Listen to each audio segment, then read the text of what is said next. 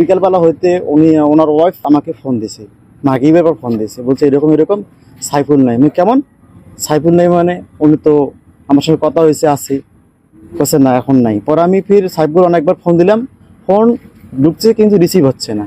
তখন কিন্তু আমার মাথার আর ঠিক নেই যে কি এখন কোথায় আছে, একমাত্র আল্লাহ ভালো জানে।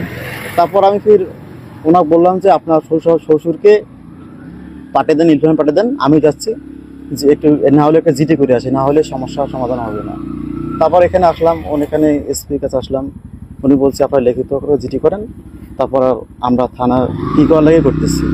তারপর রাতে গেলাম, রাতে তো অনেকবার ফোন দেই ফোন রিসিভ হয় না। তারপর দিন ফোন দেই, রিসিভ হয় না। কিন্তু কিছুক্ষণ পর 10টা-11টার সময় আবার দেখতেছি ফোন বন্ধ।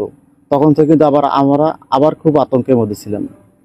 এটা হচ্ছে আমার কথা। আর পরে আমি তো ওনার আব্বাকে ফোন দিলাম, বলছে বাবা এখন তো আরো সমস্যা বেশি দেখাচ্ছে বলতে কি এখন যখন বোঝা যাচ্ছে না কোথায় আছে, কারণ মোবাইল তো বন্ধ আছে, মোবাইল থেকে তো বোঝা যাবে না কোথায় আছে। তারপরও ওরা আমাকে বললো যে ঠিক আছে পুলিশের ঘরে আপনার লগিং কি কয় ট্র্যাক করতেছে, এখন গোপন রাখতেছে, ধীরে ধীরে মানে গোপন ভাবে ধরবি।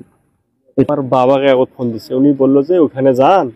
চেয়ারম্যান বলছে যে আসেন আমাদের পিছনে। আমি 2টা গাড়ি, 2জন করে 4জন চলে গেলাম। যে দেখি রাস্তা দেখেছি যাইছি, সেদিক দিয়ে দেখেছি যাইছি। দেখার পর ওই যে পার্বতীপুর নাই গেটে 2 কিলো এই পাশে কি এরকম মুজার মোড় বলে নাকি, দেখি ওই মুজার মোড়ে ওই রাস্তার যে কিলোর দেওয়া আছে, ওই কিলোর সাইড হতে বেহাল হ্যাঁ পড়ি আছে, চেতর হ্যাঁ ওই রাউজিয়া পড়ি আছে।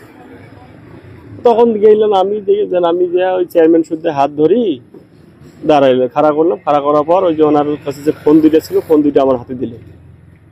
দেওয়ার পর কাছে মামা ফোন 2টা ধরেন। ধরার পর ফোন 2টা নেওয়ার পর আমরা নিয়ে গাড়িতে নিয়ে ওই যে সৈয়দপুর টার্মিনালে আসলাম।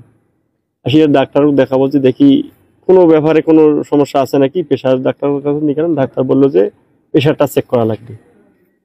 প্রেশার চেক করার পরে চেয়ারম্যান সাহেব বলে ফোন দিল ওসি সাহেবের কাছে, বলে ফোন দিয়ে দেখি যে এইভাবে নিয়ে যাইবে কিনা। ওসি স্যার বললো যে আপনি ওখানে থাকেন, আমরা যাচ্ছি। তখন ওই যে ওসি স্যারের কাছে গেল, যাওয়ার পরে গাড়ি যায় আমরা নিয়ে চলে আসলাম। কোনো অসুবিধা পাইছে না? ও ওখানে যখন প্রেশার না পাইছে কোনো অসুবিধা পাইনি, প্রেশার ঠিক আছে, মাথার সমস্যা কিছু অজ্ঞান করছিল, যার কারণে শরীরটা দুর্বল আছে, এই আর কি।